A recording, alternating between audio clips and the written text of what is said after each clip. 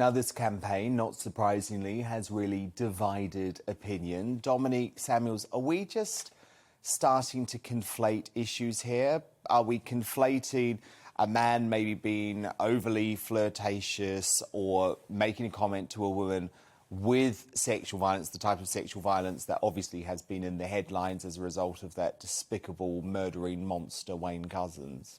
I think it has attracted some hysteria from certain people that will use that to conflate things, for example, calling for curfews for men, which is obviously really ridiculous.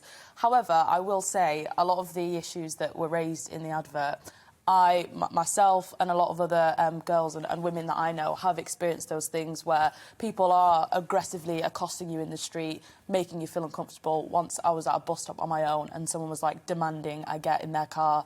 Things like that, and a lot of women do experience those types of things, so I do feel as though it is important that people are actually sort of aware of this kind of behaviour, because a lot of the time I don't think men realise that it can make women feel uncomfortable when you're giving them compliments that they didn't ask for and then shouting at them when they don't respond.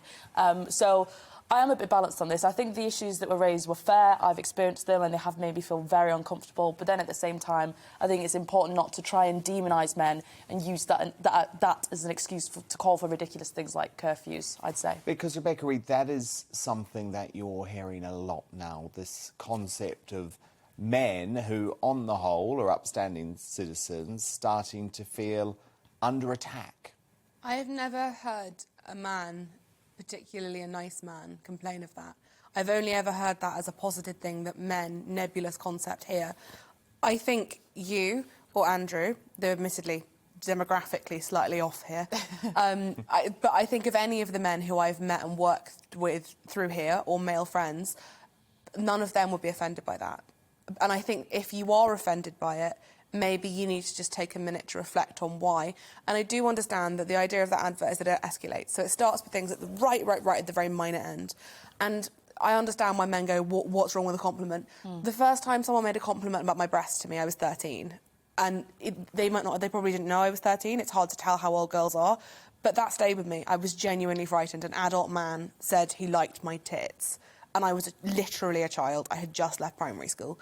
That's not normal and it's not great. Like, if women were going up to little boys and saying comments about their genitals, that would be perceived as disgusting. And this should be perceived as disgusting too. So I think also, Dominique and I disagree on a lot of things. And Dominique is not a snowflake, she's not a baby. If she is saying, look, actually, I've been there and it's not great, and I, admittedly more snowflakey, I'm saying it's not OK and it is happening. Yeah. Come on, if both of us are agreeing on the fact that this is a problem, maybe that really does mean something. Andrew Doyle? Well, the issue for me is it's a failure of socialisation. So I think the focus should be at schools. It should be young people. I think once you start putting out an advert aimed at adults, that ship's already sailed. That advert will make no difference to the kind of rapacious people we're talking about. So I think you really need to focus on kids. And I know this, having worked in schools, I was actually quite shocked at one point when it was perfectly clear that some of the sixth form boys had no idea that some of their behaviour was potentially criminal, right? So I think that it's really, really important to get this right in schools, and that should always be the focus. I would say one of the biggest, easiest changes you can make is that if you have children or you work with children, if you say, he pushed you over in the playground because he likes you, or he is teasing you because he likes you, he's pulling your hair because he likes you, that is probably the most malicious thing you can do to a little girl. You are teaching her to conflate what is low-level, small, normal, but abuse, with being liked or loved. And if we could end that, I think we could really genuinely make a difference. I guess the question is it this advert that will do it, Dominique?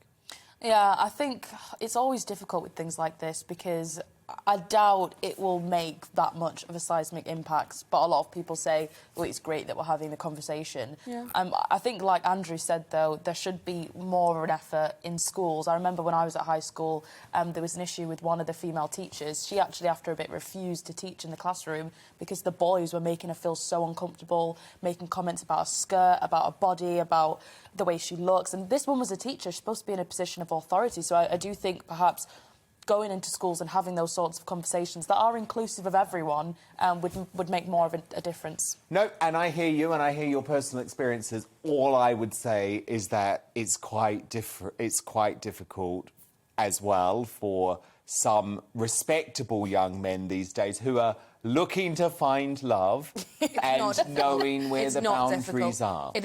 That you are talking a word I won't say on air. That is not difficult.